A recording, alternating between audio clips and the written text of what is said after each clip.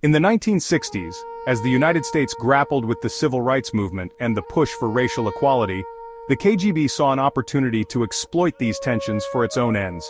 The result was Operation Pandora, a covert campaign designed to incite racial discord, foster chaos, and weaken American society from within. It was a chilling example of how an intelligence agency could weaponize existing social divisions to destabilize an adversary. The KGB's plan was calculated and ruthless. They identified racial inequality and systemic oppression as vulnerabilities in American society, issues that were already fueling protests, civil unrest, and violent clashes. Rather than merely observing these fractures, the KGB sought to deepen them, turning internal strife into a weapon against the United States. The operation began with the infiltration of civil rights and black liberation organizations. Soviet operatives posed as sympathizers and activists, embedding themselves in movements such as the Black Panther Party and other groups fighting for racial justice. While some members genuinely welcomed what appeared to be international solidarity, they were often unaware of the hidden motives behind the KGB's involvement. Using their positions within these groups, Soviet agents spread inflammatory rhetoric and encouraged actions that would escalate tensions. They advocated for more aggressive protests and sometimes even violent demonstrations, knowing that these actions would provoke harsh responses from authorities and further polarize American society. In some cases, the KGB planted false evidence of police brutality or white supremacist conspiracies to stoke outrage. But the KGB's influence wasn't limited to direct involvement with activists. They also orchestrated a sophisticated disinformation campaign. Fake letters and pamphlets were distributed, purporting to expose government plots against black communities. Articles planted in foreign newspapers alleged that the United States government was actively suppressing its black population and even accused it of considering genocidal policies.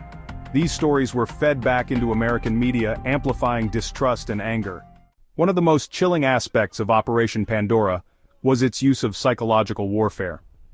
The KGB planted explosive devices in predominantly black neighborhoods, and then spread rumors blaming white supremacist groups, or the government for the attacks. The goal was to ignite fear and paranoia, driving a deeper wedge between communities and authorities. The operation wasn't limited to the United States. The KGB worked to internationalize the narrative, portraying America as a nation rife with racism and hypocrisy. Soviet propaganda outlets highlighted civil rights struggles and police violence, presenting them as evidence that the United States was unfit to lead the free world. This narrative was particularly effective in Africa and Asia, where the Soviet Union sought to gain allies by undermining American credibility.